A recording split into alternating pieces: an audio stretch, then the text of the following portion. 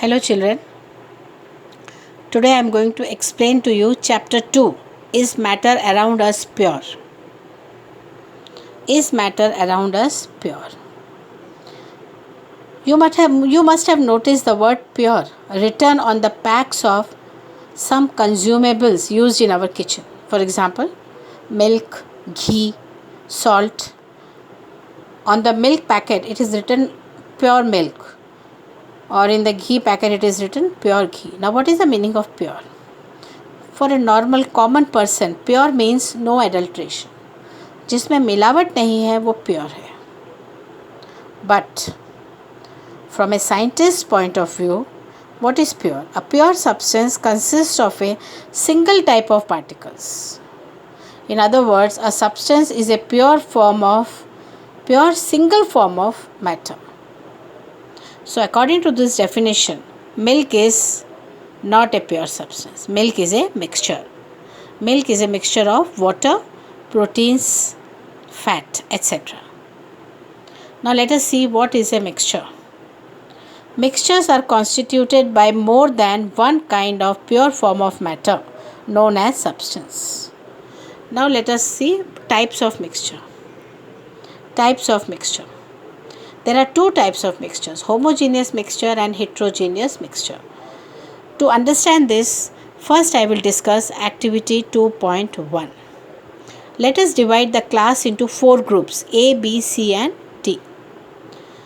Group A takes a beaker containing 50 ml of water and 1 spatula full of copper sulfate powder. Group B takes a beaker with 50 ml water and 2 spatula full of copper sulfate. Group C and D, they take dish. A dish is given to each of them. Group C has 1 spatula of copper sulfate and 1 spatula of potassium permanganate. Group D has 1 spatula of copper sulfate and 2 spatula of potassium permanganate. Then we mix all the 4 groups, mix their ingredients, and then we observe it. Let us see. Group A and B have obtained a mixture which is uniform in composition. So such mixtures are called homogeneous mixtures or homogeneous solution. So group A and B have homogeneous solution. Then example is salt in water, sugar in water, etc. Group C and D, they also have certain mixtures, but these mixtures have non-uniform composition. They are not uniform in their composition. So such mixtures are called heterogeneous mixture. Example, oil and water, salt and sulfur, etc. Now, we will discuss activity 2.2. Again, let us divide the class into 4 groups A, B, C and D. And we give them sample. We give sample to each group. Group A, few crystals of copper sulfate. Group B, 1 spatula full of copper sulfate. Group C, we give chalk powder. Group D, we give a few drops of milk. Then each group adds a given sample in water and it is stirred properly using a glass rod. Then what we do? We direct a beam of light from a torch through the beaker containing the mixture and observe from the front. We see the path of beam of light. We see only in beaker D the light gets scattered. In group C, if we keep on stirring the mixture, then the light gets scattered. If we stop stirring, then the chalk powder present in the beaker settles down and light does not get scattered anymore. So let us see. Now we have group A and B which have got a solution.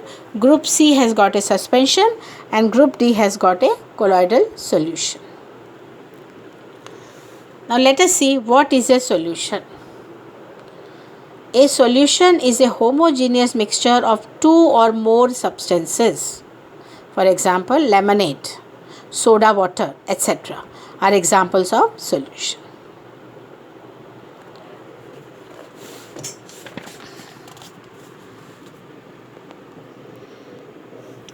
A solution has a solute and a solvent. Now what is solute and what is solvent? Let us see. A solvent, the component of the solution that dissolves the other component in it, is called solvent.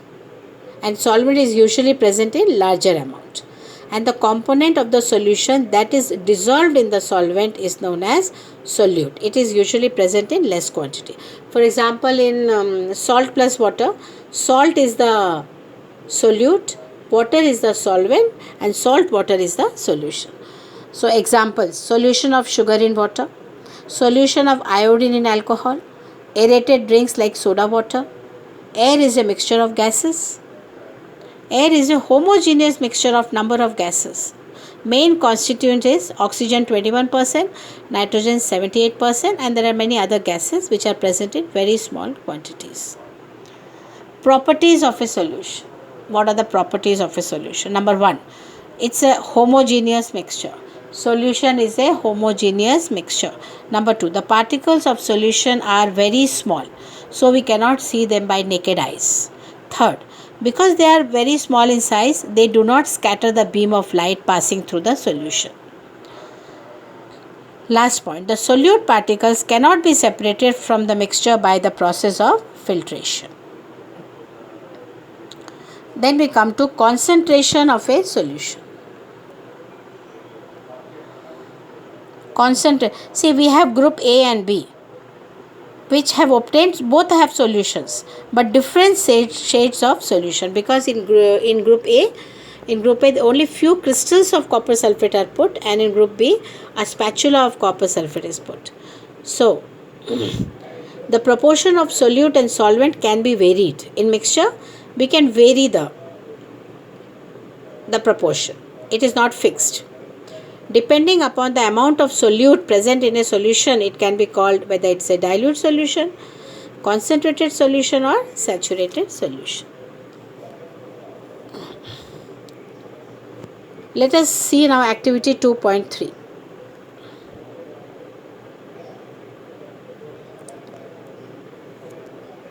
In activity 2.3, take approximately 50 ml of water in two separate beakers. Take two beakers, both have 50 ml of water. In one beaker you add salt, in another beaker you add sugar or barium chloride, and continuously stir it using a glass rod. When no more solute can be dissolved, keep on adding salt or sugar or barium chloride. When no more solute can be dissolved, heat the contents of the beaker. Heat it so that temperature raises by 5 degrees. Again start adding the solute. Again we can see the solute is dissolving. So let us see now what is the meaning of saturated solution, unsaturated solution, and what is the meaning of solubility. When no more solute can be dissolved in a solution at a given temperature, it is called a saturated solution. Key word is given temperature. The amount of solute present in a saturated solution at this temperature is called its solubility. If we change the temperature, then again we can dissolve. Supposing we take a glass and we keep on adding salt in it and dissolving it. After some time we cannot dissolve salt. So heat the water, salt again starts dissolving. So by changing the temperature, we can change it. If the amount of solute contained in a solution is less than the saturated solution, saturation level, we call it unsaturated solution.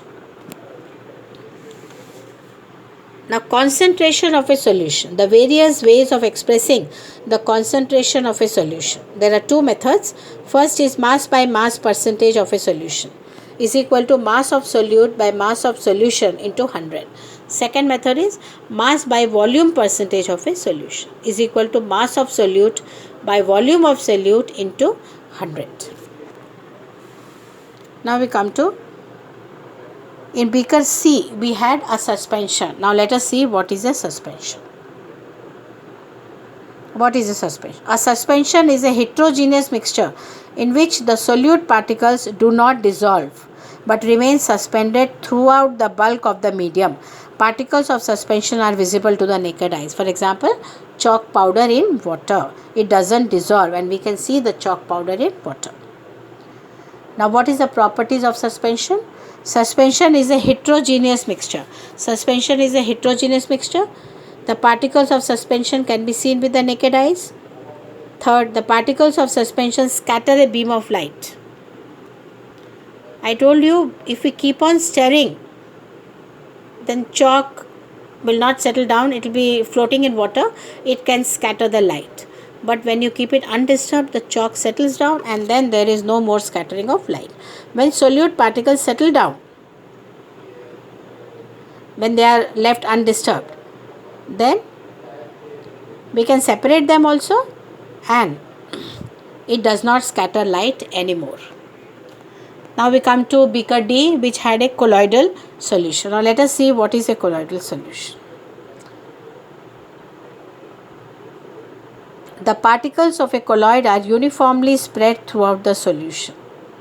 Due to relatively smaller size of particles as compared to that of suspension, the particles appear to be homogeneous, but actually it is heterogeneous. For example, milk.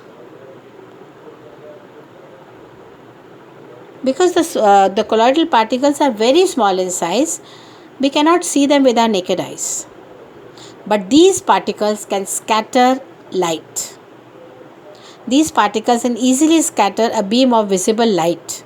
This scattering of beam of light is called Tyndall effect, after the name of the scientist. See, you can see the diagram here.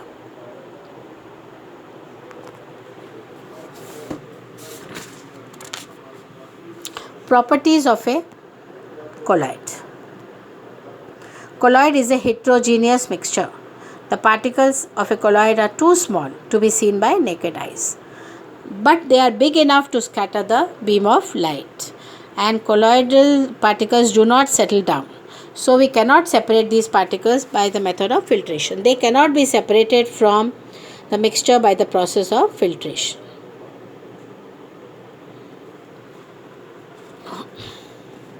A special technique, but there is a special technique of separation known as centrifugation that can be used to separate the colloidal particles. Method is called centrifugation. The components of a colloidal solution are, in solution we have solute and solvent. So in this what we have, the components of a colloidal solution are the dispersed phase and the dispersion medium. Dispersed phase, the solute like component, is called the dispersed phase, and the component in which the dispersed phase is suspended is known as the dispersing medium. Colloids are classified according to their state: solid, liquid and gas also, of the dispersing medium or the dispersed phase. There is a table given in your book. We can see one or two examples. We can see one or two examples. Let us see. If the dispersed phase is a liquid, dispersed, it's not coming clear. 1 minute. Yes.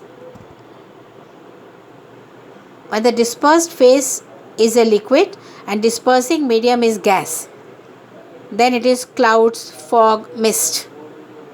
When the dispersed phase is a solid and the dispersing medium is gas, that is smoke. Example is smoke. Let us see solid in solid. Dispersed phase is solid and dispersing medium is also solid. Last one. Then it is colored gemstones. There are many examples are given.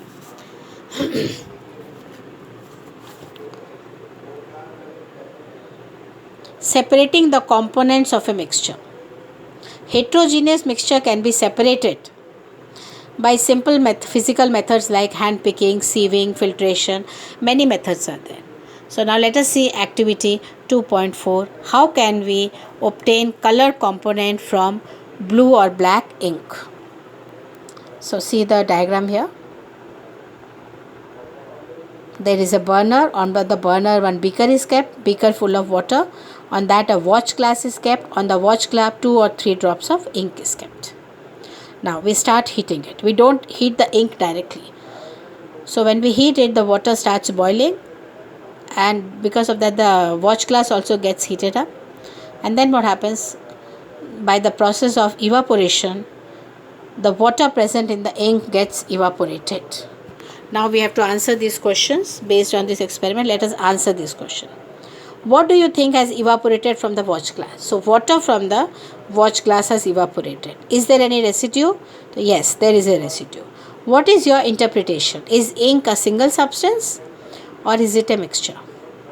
So ink is a mixture. We find that ink is a mixture of dye in water. So water gets evaporated and dye remains on the watch glass. Now, activity 2.5. How can we separate cream from milk? We can separate cream from milk by using a method which is known as centrifugation. Take some full cream milk in a test tube and then using a centrifugation machine, we can separate. If we don't have a centrifugation machine, we can use a milk churner. In all our houses we have milk churner because your mother may be making butter at home, So what does this machine works on which principle? So we can separate cream from milk by using this method which is called centrifugation. The principle, what is the principle behind this?